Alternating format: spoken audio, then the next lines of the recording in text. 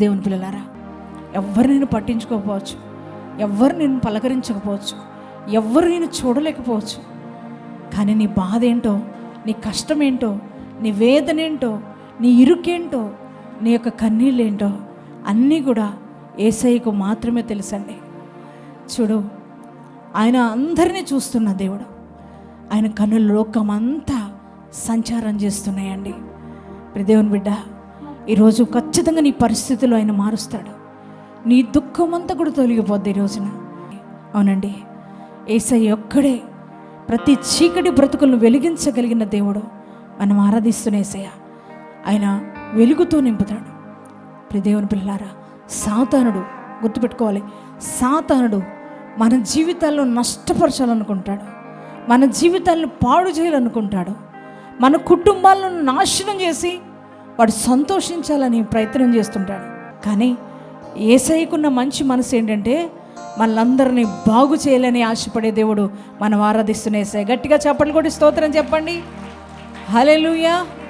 మనలందరినీ బాగు చేయాలని ఆశిస్తున్నాడు దేవుడు. ఈ రోజున ఎంతోమంది ప్రజలకు విడుదల కలుగు చేస్తున్నాడు ఆయన. చీకటి, దురాత్మ, మాంత్రిక శక్తులు, చేతబడి శక్తులు చేత పీడింపబడుతున్న ప్రతి ఒక్కరిని కూడా దేవుడు విడిపిస్తున్నాడు. దేవుని బిడ్డలారా, ఈరోజు నువ్వు ఏ బంధకాల్లో ఉన్నావు? దురాత్మ, చీకటి, మాంత్రిక శక్తులు, చేతబడి శక్తులతో ఒకవేళ నీ కుటుంబం బాధపడుతుందా? అయినా కూడా దేవుడు నిన్ను విడిపించగలిగిన దేవుడు. మనం ఆరాధిస్తున్న యేసయ్య ప్రతి అంధకార క్రియలన్నిటిని కూడా లయపరచడానికే యేసుక్రీస్తు ప్రభువారు ఈ లోకంలోనికి వచ్చారు.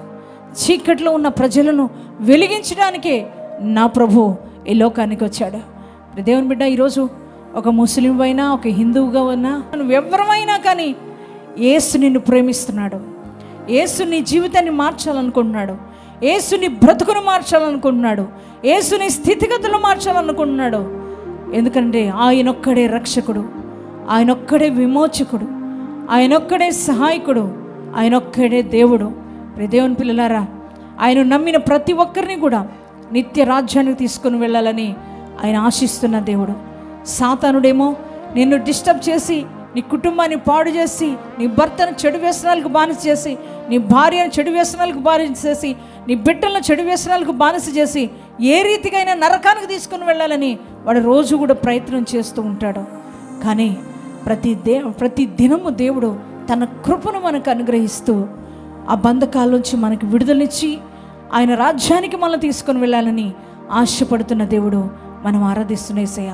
నువ్వు అశాంతితో, అసమాధానంతో, అనారోగ్యముతో, వ్యాధి బాధలతో, మరణకరమైన రోగాలతో ఉండడం ఆయన చిత్తం కాదు. ఆయన కార్యాలు సజీవములు. దేవుని బిడ్డలారా, పరిశుద్ధాత్మ దేవుడు భూమి మీద ఉన్నంత కాలం ఆయన కార్యాలు జరుగుతూనే ఉంటాయి. అందుకే దేవుని పిల్లలారా, ఈ రోజున నువ్వు బాధపడవలసిన అవసరం లేదు, నువ్వు కృంగిపోవలసిన అవసరం లేదు, నువ్వు దిగులు చెందవలసిన అవసరం లేదు. నీ కన్నీరు ఆయన తొడవబోతున్నాడు. నీకున్న ప్రతి సమస్య ఆయన పరిష్కరించబోతున్నాడు. నీకున్న గాయాలను ఆయన కట్టబోతున్నాడు. నీకున్న వేదన ఆయన తీసివేయబోతున్నాడు.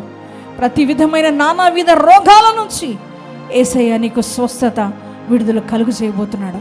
కనుక విశ్వాసంతో ఉండండి, నమ్మకంతో ఉండండి, ఆయన నమ్మండి. చూడండి, ఈ రోజున ఒకవేళ నీ జీవితం పాడైపోవడం బట్టి అందరూ అవహేళన చేస్తున్నారేమో, కానీ యేసు నిన్ను ప్రేమిస్తున్నాడు. యేసు నీ జీవితంలో గొప్ప కార్యం చేయడానికి ఇష్టపడుతున్నాడు. నానా, యేసయ్య ప్రేమ గొప్పది, కృప గొప్పది. ఈరోజు ఆయన్ని విశ్వసించు. ఆ 12 సంవత్సరాల రక్తస్రావ రోగి అనుకుందంట, నేను యేసయ్య దగ్గరికి వెళ్ళి ఆయన వస్త్రపు చెంగును ముట్టుకున్నా నేను బాగుపడుదును అనుకొని యేసయ్య దగ్గరికి వచ్చి ఆయన వస్త్రపు చెంగు ముట్టగానే ఆమె రక్తధార కట్టబడింది. ఈరోజు నువ్వు కూడా ఆయన నమ్ము. ఈ రోజున నిన్ను బాగు చేస్తాడు. నీ జీవిత స్థితిగతులను ఆయన మార్చగలిగిన దేవుడు. మనం ఆరాధిస్తున్న దేవాది దేవుడు.